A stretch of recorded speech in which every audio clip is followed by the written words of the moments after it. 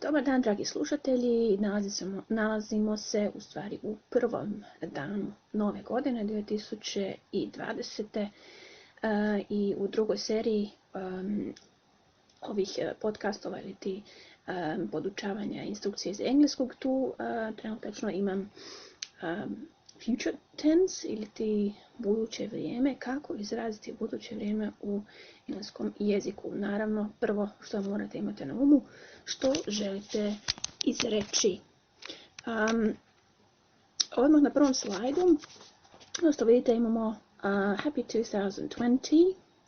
Nadam se da se polazeći od onoga što sam rekla prošli puta u prvoj seriji podcastova, napravili čestitku i koristili se onim linkovima koje sam vam poslala. U ovom videu također ćete imati nekoliko linkova koje preporučam, ali evo da krenemo za sada sa prvim slajdom, Happy 2020. I ovim malim dijalogićem. You're going to the main square tonight. Ideš li na glavni trg danas? Ili na večer, ideš li? Are you going? U stvari sam are odavdje izostavila, ali you're going to the main square tonight i također jedna, znači, točno pitanje. Yes, we'll celebrate New Year's there. Will you come? Yes, we'll celebrate. Da, mi ćemo, znači, proslaviti Novu godinu tamo. We will, ili ti skraćeno will, celebrate. Will you come? Hoćeš li doći? Will you come? Kad govorimo o future tensu, kao što vidite ovdje, koristimo glagol will, koji je i zacrvenjen.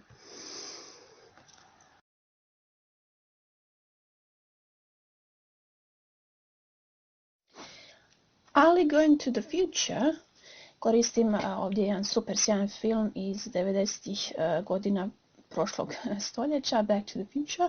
Future možemo izraziti i na 3 načina. Ovaj puta je to prvi način kojim se u ovom podcastu koristimo, kojeg predstavljam, to je glagol uz pomoć glagola will. Drugi način uz pomoć shall i going to. Kao što sam i rekla na početku videa, najvažnije je u stvari znati što želite izreći. Kada govorimo o will, onda će to biti najčešće 3 funkcije, ali ovdje da imate pregled o tome, u stvari da se buduće vrijeme sastoji od mnogih tu mogućnosti. Možete izabrati will, ako ćete mislite na jedno, shall najčešće u pitanjima, going to u planiranjima, ali o tome malo kasnije.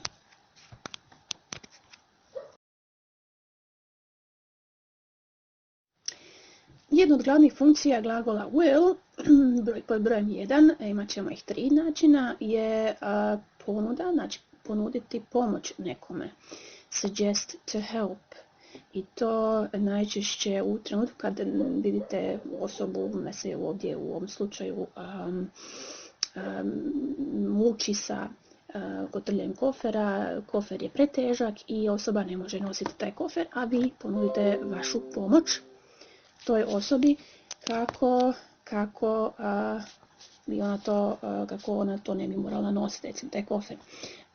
Ovdje sam koristila sintagme ili ti riječi heavy suitcase, težak kofer, heavy suitcase. You must carry it, carry, nositi, but you can't. Osoba, znači, mora nositi taj kofer, ali ne može, nema tu sposobnost, nije toliko jaka i sad se tu vi nudite, znači nuditi pomoć nekome i to uz pomoć will.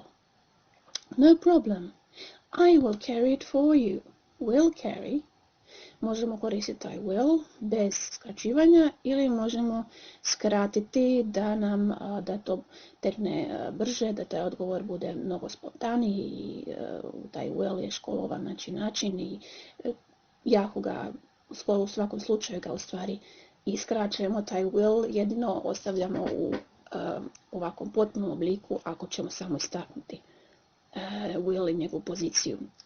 Najčešće glagoli, kao što znate, ovdje su to modalni, taj will će biti na drugom mjestu u rečenici. I will carry it for you. Ili I'll carry that bag for you.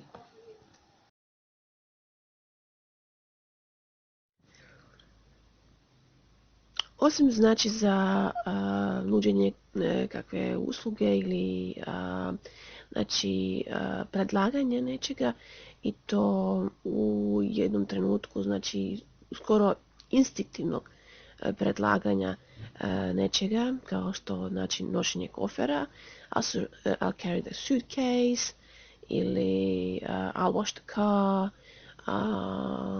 I'll fetch you the newspaper, ili I'll go to the store and buy you some bread. Druga uloga je u predviđanjima, predictions, u predviđanjima i to najčešće nego uglavnom, znači u slučaju kada niste 100% sigurni da će se nešto dogoditi, no znači izgovarate to jedno predviđanje,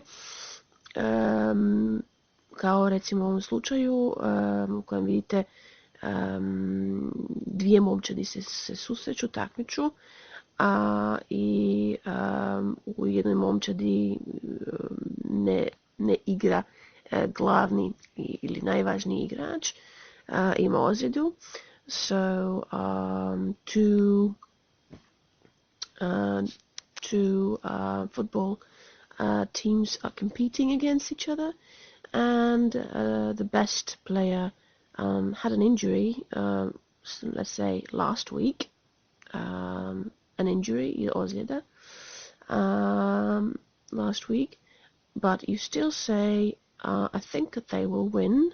I think they will win, although their best player had an injury.